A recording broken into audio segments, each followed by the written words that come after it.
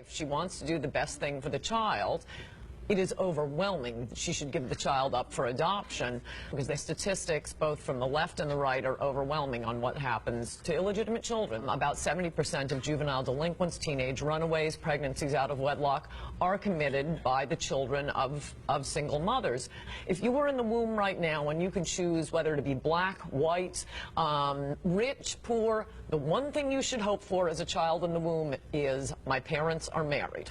The statistics still are, if you look at it from the end of the spectrum of who ends up in jail, who ends up a murderer, who ends up a teenage runaway, who ends up getting pregnant out of wedlock herself, who ends up a rapist, about 70%, according to both the Village Voice and all these conservative pro-family groups, are going to be the children of single mothers. I mean, that is simply a fact.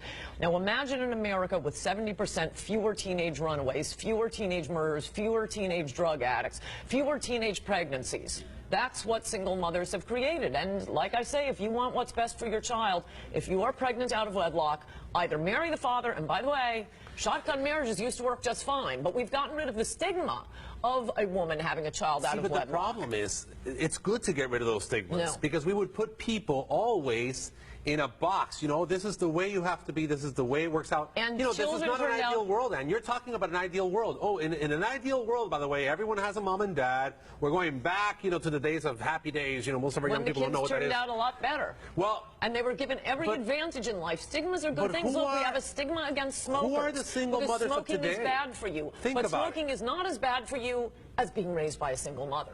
And yet, we do have stigmas, and they're good things. Stigmas against smoking, and yet smoking is not as bad for you as single motherhood. And there ought to be How do you come to that conclusion? I've just cited the statistics over and over again. One kills you.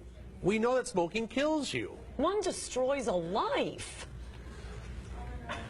Look, the point is not what has happened to children who have been raised by single mothers already. Wish you the best.